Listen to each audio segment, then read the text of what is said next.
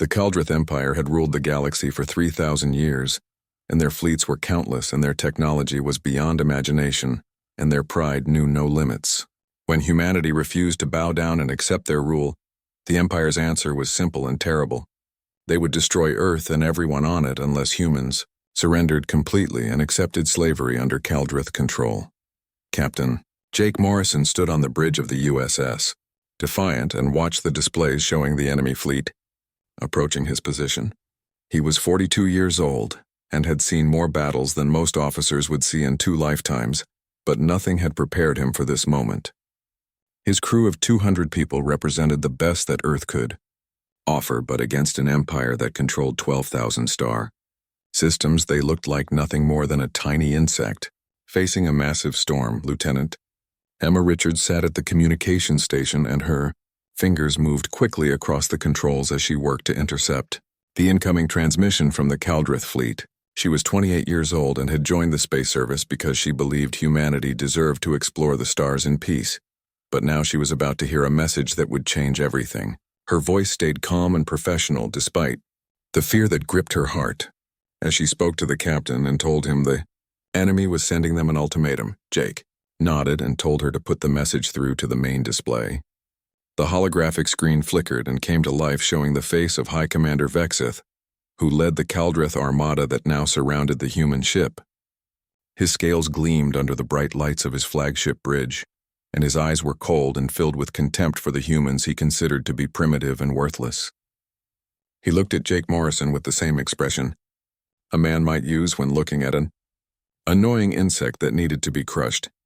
The Kaldrith commander's voice was harsh and rough, like stones grinding together as he delivered his message to the human captain.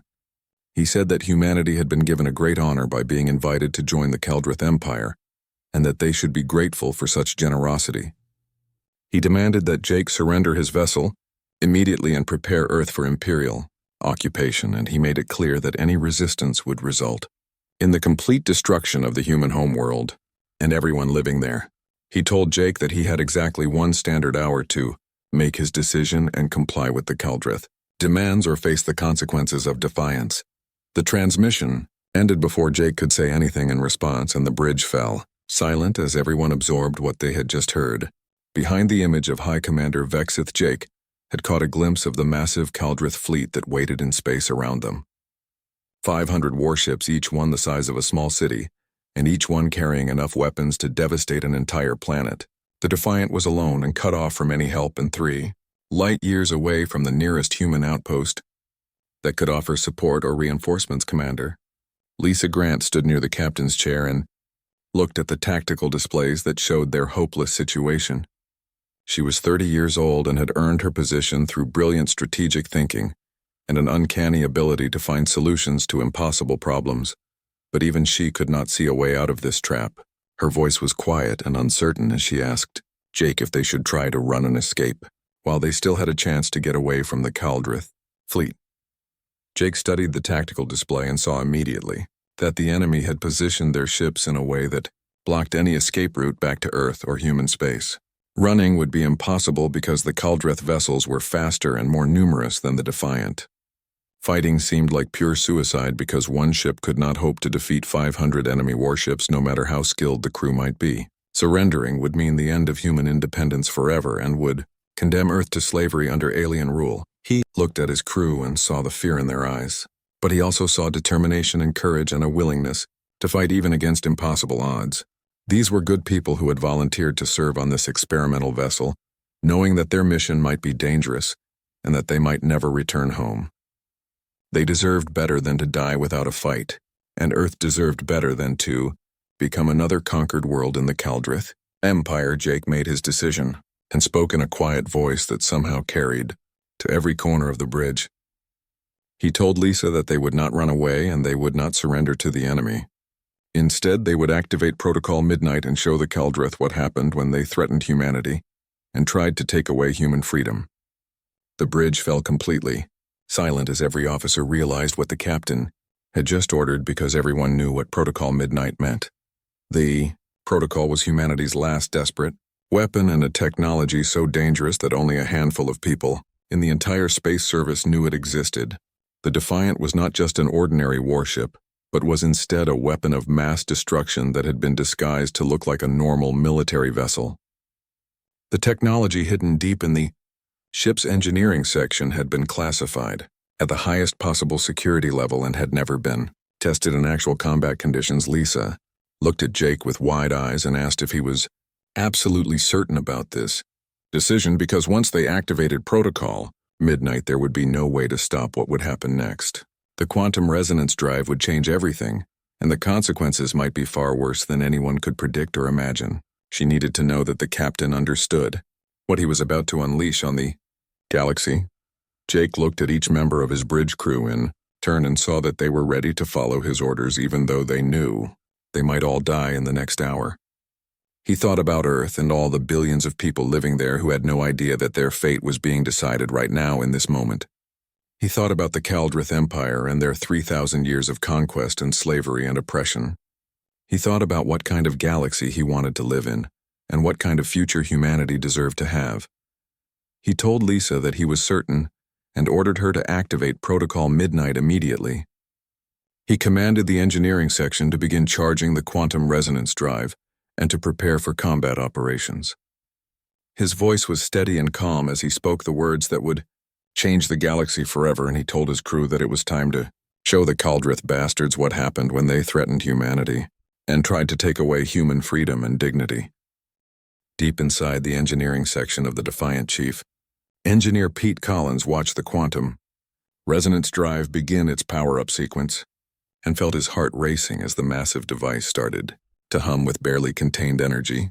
The crystalline core at the center of the drive pulsed with an eerie blue light that grew brighter with each passing second, and Pete knew that once this machine reached full power, there would be no way to stop what would happen next. He checked the readings on his displays and confirmed that all systems were functioning within normal parameters before opening a communication channel to the bridge. Pete reported to Captain Morrison that the drive was charging according to plan and that they would reach full power in approximately 45 minutes. He tried to keep his voice steady and professional, but he could not completely hide the nervousness he felt about activating a weapon that had never been tested under real combat conditions. The engineering team around him worked quickly and efficiently to monitor the power flows and ensure that nothing went wrong during the charge-up sequence. Jake understood immediately that the Kaldrith would not wait 45 minutes before attacking his ship. The enemy had given them 1 hour to surrender, and that time was already running out quickly. Once the ultimatum expired, High Commander Vexith would order his fleet to open fire, and the Defiant would be destroyed long before the quantum resonance drive reached full power. Jake needed to find a way to buy more time and keep the Kaldrith from attacking until the weapon was ready to fire. He ordered Emma to open a communication channel to the Kaldrith flagship and waited as the connection was established. High Commander Vexith appeared on the display again, and his expression showed mild annoyance at being contacted by the human captain. The alien commander asked if Jake had finally come to his senses and was ready to surrender his ship and accept the generous terms that the Kaldrith Empire was offering to humanity. Jake kept his expression calm and confident as he made his counteroffer to the enemy commander. He told Vexith that the Kaldrith Empire ruled through fear and overwhelming military force, but that he wanted to propose a different arrangement. He claimed that his single ship possessed the capability to destroy the entire Kaldrith fleet, and that he was willing to prove it in a test of combat skills. His words were bold and seemingly insane given the massive numerical advantage that the enemy possessed. Vexith's laughter sounded like grinding rocks as he responded to Jake's ridiculous claim. He told the human captain that his primitive vessel could not possibly stand against the might of the Kaldrith armada, and that he found Jake's boasting to be amusing and pathetic. The alien commander said he would enjoy watching the Defiant burn and seeing the arrogant human captain die in the cold vacuum of space. Jake pressed his advantage and made a specific proposal that he knew would appeal to the Kaldrith commander's pride and arrogance. He suggested a duel between the Defiant and a single Kaldrith warship, with specific terms attached to the outcome. If the humans lost, then Earth would surrender immediately and accept Imperial rule without any further resistance. If the humans won, Then the Kaldrith fleet would leave human space forever and never return to threaten humanity again. The proposal was calculated to take advantage of everything. Jake knew about Kaldrith psychology and culture. The Empire had ruled unchallenged for 3,000 years, and their commanders were supremely confident in their military superiority. An alien species that had been this dominant for so long could not resist the opportunity to humiliate an upstart race that dared to challenge their power. Vexith would agree to the duel because refusing would make him look weak and afraid. The Kaldrith commander's eyes narrowed as he considered Jake's proposal and calculated the risks and benefits of accepting the challenge. After a long moment, he agreed to the terms and told Jake to prepare to die with honor. A single Kaldrith destroyer broke formation from the main fleet and began moving toward the Defiant at combat speed. The enemy vessel was still 3 times the size of the human ship and bristled with plasma, cannons, and missile pods that could tear the Defiant apart in seconds. Lisa immediately coordinated the ship's defensive systems and prepared for combat as the Kaldrith destroyer approached their position. She activated all weapon systems and brought the shields to maximum power, while the targeting computer locked onto the enemy vessel. Her hands moved quickly across the tactical controls as she prepared to execute whatever maneuvers the captain ordered. Jake told Lisa not to destroy the Kaldrith ship but instead to disable it and leave it drifting helpless in space. He ordered the helm officer to execute attack pattern Delta 7, which was one of the most complex and difficult maneuvers in the tactical database. The Defiant suddenly surged forward with unexpected speed and agility that caught the Kaldrith completely by surprise. Human propulsion technology might be considered primitive compared to the advanced systems used by the Kaldrith Empire, but humanity had learned to be creative and innovative with the resources available to them. The Defiant twisted and rolled through space in ways that defied the enemy's tactical predictions and combat algorithms. Plasma bolts from the Kaldrith destroyer passed harmlessly through empty space where the human ship had been only seconds, before Lieutenant Danny Harper sat at the weapons station and fired precisely, targeted shots at specific points on the enemy vessel's hull. Each burst of energy took out a weapons emplacement or a shield generator or a sensor array with surgical precision. The Kaldrith crew had no time to adapt to the human ship's unconventional tactics before their vessel was completely crippled. Within 3 minutes, the enemy destroyer was drifting helplessly with all of its systems disabled but its hull still intact and its crew still alive. Complete silence filled the communication channel as the Kaldrith fleet processed what they had just witnessed. Their destroyer had not been destroyed through superior firepower or advanced weapons technology. Instead, it had been surgically dismantled by a supposedly inferior vessel, using tactics and maneuvers that the Kaldrith had never encountered before. The impossible had just happened right in front of 500 warships. High Commander Vexith finally broke the silence, and his voice was much colder than before as he acknowledged what had happened. He told Jake that the human captain's performance had been impressive, but ultimately meaningless because one ship could not defeat 500 vessels no matter how skilled the crew might be. He gave Jake one final chance to surrender immediately and avoid the complete destruction that was about to fall on the Defiant. Jake glanced at the status update from Pete Collins and saw that the quantum resonance drive had reached 70% charge. They still needed more time before the weapon would be ready to fire. He decided to provoke Vexith and make the alien commander angry enough to lose his tactical discipline and make mistakes. Jake told Vexith that the Kaldrith commander seemed awfully eager to attack a ship that he claimed was no real threat to his fleet. He asked what the mighty High Commander was so afraid of, and suggested that perhaps the Kaldrith were not as confident in their superiority as they pretended to be. The insult was calculated to make Vexith lose his temper and act rashly. The provocation worked perfectly, and Vexith's careful composure shattered as rage filled his voice. He screamed that he feared nothing and that Jake had tested his patience for the last time. He ordered the entire Kaldrith fleet to open fire immediately and reduce the human ship to atoms and dust. 500 warships unleashed their weapons all at once, and the space around the Defiant lit up with enough destructive power to crack a planet's crust. Jake had been counting on the Kaldrith commander's anger to cloud his tactical judgment. He ordered the helm officer to execute emergency jump sequence Echo 1 immediately. The Defiant vanished from its position in a flash of blue light and reappeared 5,000 kilometers away from the enemy fleet. The massive Kaldrith barrage hit empty space where the human ship had been, and several enemy vessels on the far side of the formation were struck by friendly fire from their own fleet. Pete's voice came through the communication system with an urgent update. The quantum resonance drive had reached 95% charge and would be ready to fire in less than 2 minutes. Jake allowed himself a tight smile as he realized they had successfully bought just enough time to complete the weapon's power-up sequence.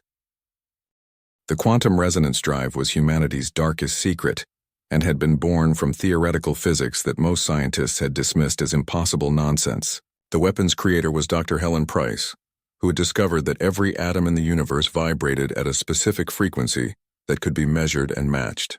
Objects made of the same materials would resonate together like tuning forks when one was struck, and the vibrations would spread between them through the fabric of space itself. The drive did not fire beams of energy or launch missiles at enemy targets. Instead, it simply matched the exact resonance frequency of whatever target the operator selected, and then amplified that frequency to incredible levels. When the vibration reached a critical amplitude, the atomic bonds holding the target together would catastrophically fail all at once. The object would literally tear itself apart from the inside as every atom tried to vibrate in ways that the molecular structure could not support. But there was a terrible catch to this weapon that made it almost too dangerous to use even against enemies who threatened to destroy Earth. The quantum resonance effect did not distinguish between friendly vessels and enemy ships or between military targets and civilian structures. Once the drive was activated, it would resonate with every single piece of matter within its effective range that matched the target frequency. If the target material was common enough and widely distributed, then the destructive effect could cascade and spread far beyond what anyone intended. The Kaldrith Empire had built all of its military fleets using a standardized alloy called draconium that they had developed thousands of years ago. The material was incredibly strong and resistant to damage, and could withstand the extreme conditions of space warfare better than almost any other substance in the known galaxy. Every Kaldrith ship and station and weapon platform was constructed primarily from draconium because the Empire believed in uniformity and standardization across their military forces. The Empire's legendary uniformity and their insistence on using the same materials and designs across all their fleets had once been considered their greatest strategic strength. Now that same uniformity was about to become their complete downfall, because every piece of draconium in the galaxy would resonate together once the quantum drive activated. The Kaldrith had unknowingly made themselves vulnerable to a weapon that could destroy their entire military infrastructure in one cascading chain reaction. Pete Collins needed the captain's final authorization before he could fire the quantum resonance drive because regulations required command-level approval before using weapons of mass destruction. He waited tensely in the engineering section, while his hands hovered over the firing controls and his eyes watched the power readings climb to 100%. The weapon was fully charged and ready to fire, but he could not activate it without Jake's direct order. Jake Morrison took a deep breath and tried to prepare himself mentally for what was about to happen. He had hoped desperately that it would not come to this moment, because he had seen the simulation results and understood the potential consequences of using the quantum drive. But the Kaldrith fleet was closing in rapidly, and Earth's survival hung in the balance. He had no other choice and no other weapon that could save humanity from extinction. He spoke the authorization code slowly and clearly, so there could be no mistake about his intentions. He told Pete to fire the quantum resonance drive when ready, and to target the draconium alloy used in Kaldrith military construction. His voice was steady, but everyone on the bridge could hear the weight of responsibility behind his words as he gave the order that would change the galaxy forever. Pete activated the firing sequence, and the Defiant shuddered slightly as the quantum resonance drive released its accumulated energy into space. There was no visible beam of light and no dramatic explosion like in the old entertainment videos. For a long moment after the weapon fired, nothing seemed to happen at all. The Kaldrith fleet continued closing in on the human ship and preparing to fire another massive volley at the Defiant's new position. Then the nearest Kaldrith cruiser began to vibrate, in a way that was barely visible at first. The vibration was gentle and almost harmonic, but it grew stronger with each passing second. The ship's hull plates started to buckle and warp as the atomic bonds in the draconium structure began to fail. Metal screeched and groaned as internal supports collapsed and external armor cracked. The vessel's lights flickered and died as power systems failed throughout the massive warship. Within seconds, the vibration became violent and catastrophic. As the quantum resonance reached critical amplitude, the entire Kaldrith cruiser simply came apart in space like a puzzle being disassembled by invisible hands. It did not explode in a ball of fire the way damaged ships usually did. Instead, it disintegrated into millions of separate pieces as if some invisible force had carefully unmade every weld and joint and connection. The wreckage spread out in a slowly expanding cloud of debris. Lisa whispered a prayer to God as she watched the destruction on her tactical displays. She had known intellectually what the quantum drive was supposed to do, but seeing the actual results was far more horrifying than any simulation or technical briefing had prepared her for. A vessel that size had carried thousands of crew members who had just died in seconds, without any chance to escape or defend themselves. But the nightmare had only just begun, and what happened next was far worse than anyone had imagined possible. The resonance effect jumped from the destroyed cruiser to the ships nearest to it, and began tearing them apart in the same terrible way. The quantum frequency propagated through space like a virus spreading through a population, and each ship that failed released more resonance energy that amplified the effect exponentially. The destruction spread through the Kaldrith fleet faster than anyone could react or respond. Within 5 minutes, every single vessel in the Kaldrith armada was reduced to debris floating in space. 500 warships that had been preparing to destroy Earth were now nothing more than clouds of wreckage spreading slowly through the void. Thousands of Kaldrith crew members had died in those 5 minutes without understanding what had killed them or why their ships had simply fallen apart around them. Emma suddenly spoke up from her communications station and reported that they were receiving emergency transmissions from across Kaldrith space. Her face had gone completely pale as she listened to the incoming messages and realized what they meant. She told Jake that the quantum resonance was still spreading somehow and was affecting Kaldrith orbital stations and planetary defense platforms and every piece of military hardware made with draconium throughout the Empire. Jake felt his blood turn to ice in his veins as he demanded to know how this could be happening. The weapon's range was supposed to be strictly limited to the immediate area around the Defiant. The effect should have stopped after destroying the local fleet. Something had gone terribly wrong with the quantum drive, and the resonance was spreading far beyond its intended parameters. Pete's voice came through the communication system, and the chief engineer sounded shaken and frightened as he explained what he thought was happening. He told Jake that the drive must have created a self-sustaining quantum field that was propagating through subspace itself. Every piece of draconium anywhere in the galaxy was being affected by the resonance, and there was no way to stop it or contain it. The field would continue spreading until there was literally no more draconium left to resonate. With the main display screens on the bridge began filling with emergency reports from across the galaxy. As the full scale of the disaster became apparent, Kaldrith military installations on 12,000 different star systems were experiencing catastrophic structural failures. Orbital defense platforms were disintegrating and falling from the sky. Warships in dock were coming apart at their moorings. The mighty Kaldrith Empire that had ruled for 3,000 years was crumbling like a house made of cards. Jake felt sick to his stomach as he realized what they had done. He demanded to know if there was any way to stop the quantum field from spreading further, or to shut down the resonance effect before it destroyed every piece of Kaldrith military equipment in the galaxy. His voice was desperate because he had never intended to cause destruction on this massive scale. Pete's response was quiet and filled with grief as he confirmed that there was nothing they could do to stop what had been started. The quantum field was self-perpetuating now and feeding on its own energy as it spread through subspace. It would not stop its expansion until every piece of draconium in the galaxy had been affected by the resonance and destroyed. The weapon they had created was far more powerful and far more terrible than anyone had ever imagined possible.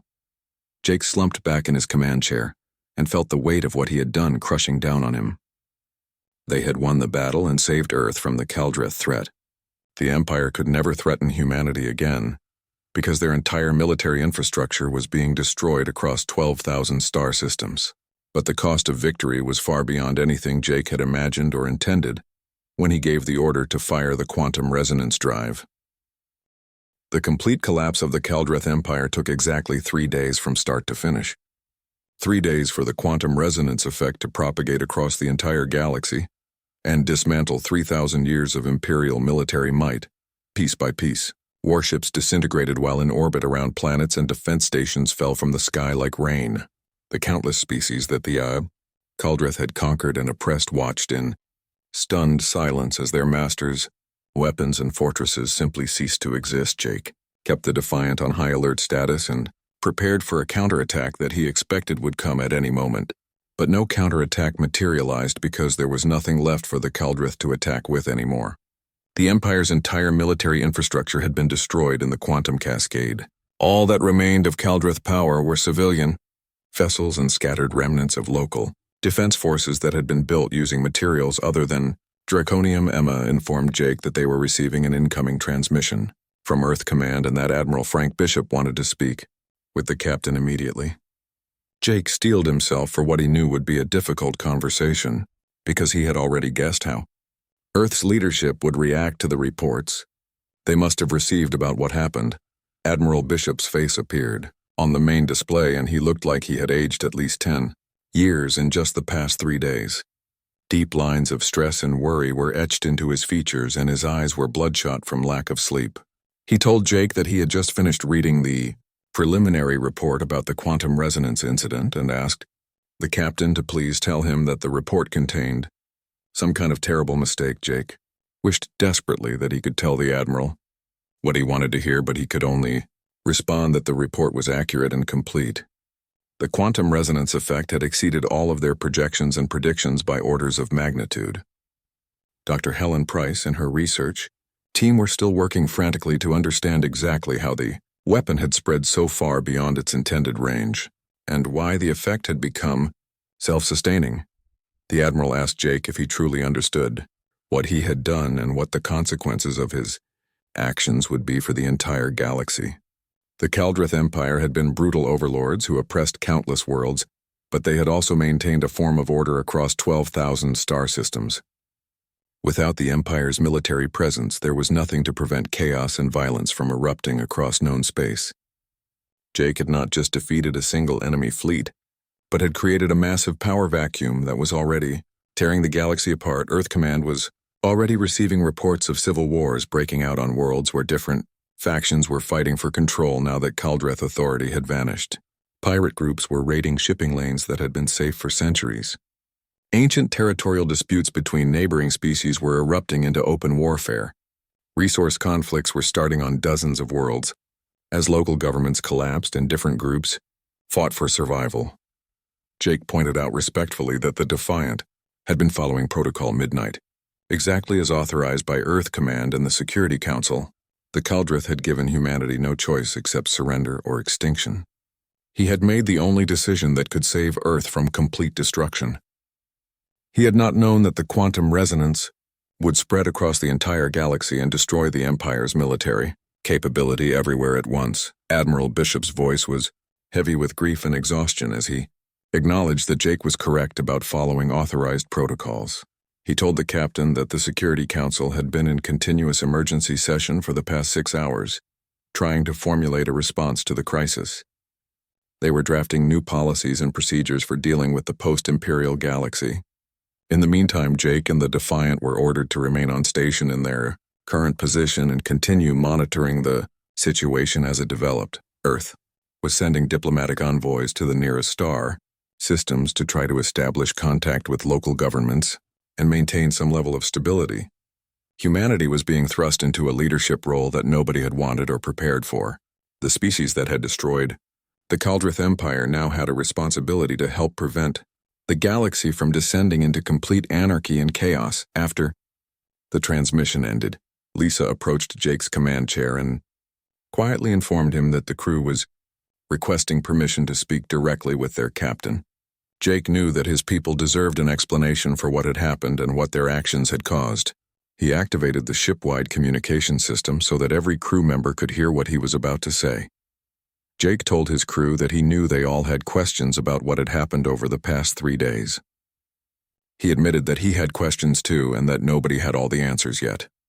They had followed their orders and protected Earth from an existential threat that would have resulted in the extinction or enslavement of the entire human species. But the consequences of their defensive actions had been far more extensive than anyone could have predicted or imagined. He paused to choose his next words very carefully, because he wanted his crew to understand the moral weight of what they were carrying. The Kaldrith Empire had been a tyranny that had enslaved countless worlds and oppressed billions of intelligent beings for thousands of years.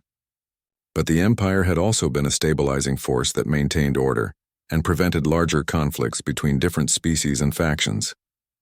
They had removed that stabilizing force, and now billions of beings across the galaxy were facing an uncertain and dangerous future. Jake told his crew that their mission was not over and might never truly be over. In the days and years ahead, humanity would have to help rebuild what they had torn down. They had started this chain of events by destroying the Kaldrith military capability, and now they had a moral responsibility to see things through to a better outcome. The crew of the Defiant would be remembered forever as the people who changed the course of galactic history, and they would have to live with that burden for the rest of their lives. Over the following weeks, the full extent of the disaster became increasingly clear as more reports came in from across the galaxy. The Kaldrith species itself was not extinct, but their ability to project military power had been completely broken beyond any hope of repair. The species that had once ruled 12,000 star systems now faced a terrible reckoning from the countless worlds they had oppressed during their long reign. Some of the formerly conquered species sought immediate revenge against their former masters. Kaldrith colonies were attacked by mobs, and their civilian populations were subjected to the same kinds of brutality that the Empire had once inflicted on others. Innocent Kaldrith civilians who had never participated in the Empire's crimes were killed simply because of their species. The cycle of violence and revenge threatened to consume entire regions of space. Other species surprisingly chose a path of mercy and reconciliation instead of revenge. These beings had no desire to become the same kind of monsters that their former oppressors had been. They offered protection to Kaldrith civilians and worked to establish new governments based on equality and justice rather than domination. These acts of forgiveness in the face of historical oppression gave Jake some small measure of hope that the galaxy might eventually heal from its wounds. Humanity found itself thrust into a position of galactic leadership that nobody had sought or wanted. Earth's warships became peacekeepers and mediators, as human diplomats tried desperately to prevent the post-imperial chaos from escalating into total war. The Defiant remained at the center of all these efforts as both a symbol of human military capability and a reminder of the terrible price that came with wielding such devastating power. Jake Morrison continued to command his ship, but he felt like a completely different person than the confident captain who had given the order to fire the quantum resonance drive just a few weeks earlier. He now understood that there were some victories that felt worse than defeat, and some choices that would haunt a person for the rest of their life. He had saved Earth and destroyed an empire, but the cost of that salvation was measured in millions of lives lost across the galaxy. The Defiant patrolled the space lanes between former Kaldrith territories and human space. They responded to distress calls and prevented conflicts from escalating into full-scale wars. They protected refugees fleeing from war zones and delivered supplies to worlds where local governments had collapsed. The work was exhausting and often seemed futile, but Jake knew it was necessary because humanity had broken the old order and now had to help build something better from the ruins.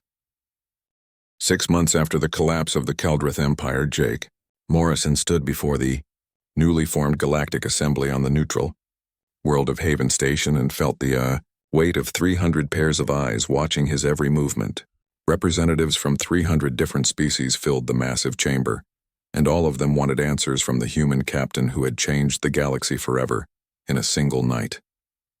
The air was thick with tension and unspoken accusations as Jake prepared to address the assembled delegates. Ambassador Kelleth stood up from his seat in the Kaldrith section of the chamber. He was a former Imperial official who had somehow survived the chaos and purges that followed the Empire's collapse.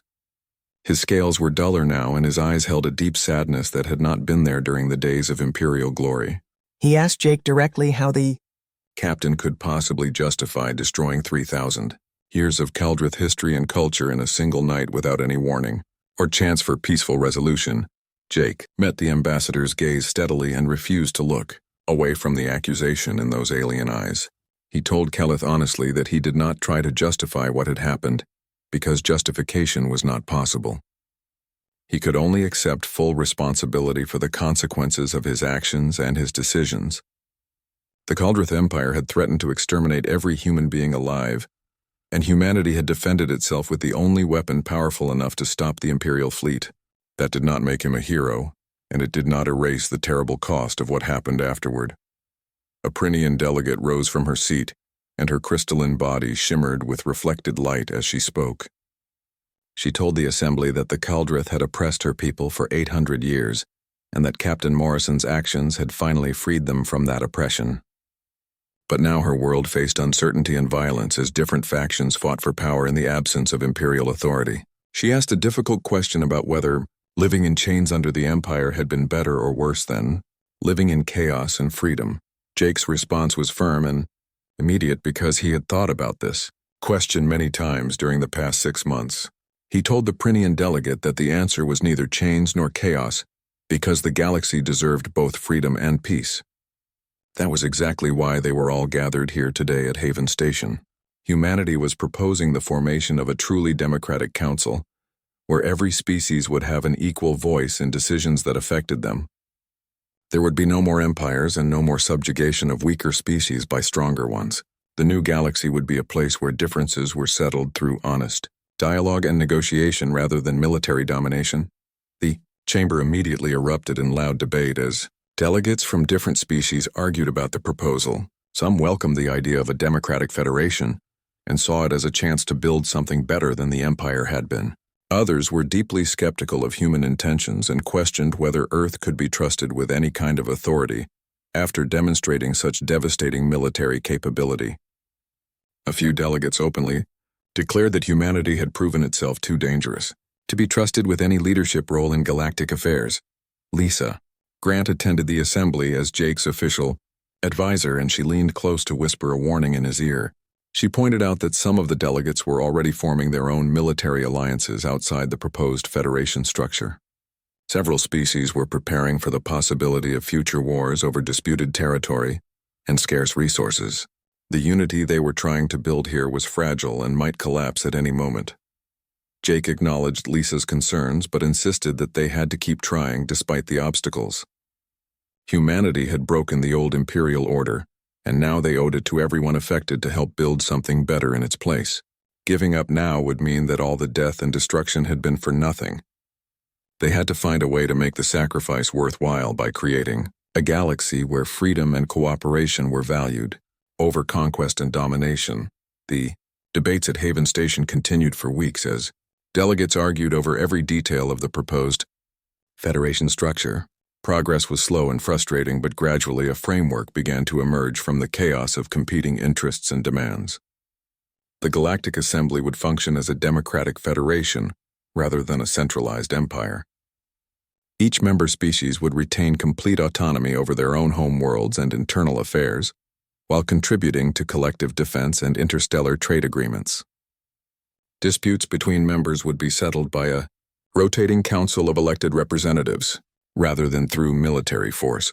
The proposed system was far from perfect and had many weaknesses that worried the more experienced diplomats. The enforcement mechanisms were relatively weak, and there was no guarantee that member species would actually abide by the Federation's decisions. Some powerful species refused to join the assembly and chose to remain independent. Pirates and warlords carved out territories in the lawless frontier regions where no government held authority. But despite all its flaws, the Galactic Assembly represented humanity's best hope for preventing the post-imperial chaos from escalating into a galaxy-wide war. Dr. Helen Price made a decision that shocked observers across the entire galaxy when she announced her intentions. At a public ceremony broadcast to every member world, she activated a specialized communication device that transmitted the complete technical specifications for the quantum resonance drive to every species in known space. The weapon's design and operating principles were now public knowledge that anyone could access and study. Helen explained her reasoning to the stunned assembly delegates. She said that knowledge this dangerous and powerful could not be kept secret forever because eventually, Some other species would discover the same principles through their own research. It was better to share the information openly now, with the clear understanding that using quantum resonance weapons against civilian populations would be considered a crime against all sentient life. The technology would serve as a permanent reminder of what intelligent beings must never allow themselves to become. The Defiant remained in active service, but the quantum resonance drive was carefully removed from the ship and transported to a maximum security facility on Earth. The weapon was sealed away under multiple layers of physical and electronic protection. Humanity pledged that the drive would never be used again, except in the most extreme circumstances where the survival of all life in the galaxy was at stake. Jake Morrison was promoted to the rank of Admiral and given command of humanity's peacekeeping fleet with orders to help stabilize the post-imperial galaxy. Jake spent the rest of his military career working to maintain peace and prevent conflicts from escalating into major wars. He traveled constantly between different star systems and mediated disputes and negotiated treaties. He never quite escaped the shadow of that terrible night when he had given the order to fire the weapon that changed everything. Some people called him a hero who had saved Earth and freed the galaxy from tyranny. Others called him a destroyer who had caused the deaths of millions and plunged civilization into chaos. Years later, a young officer fresh from the academy asked Admiral Morrison if he regretted the decision he had made that night on the bridge of the Defiant.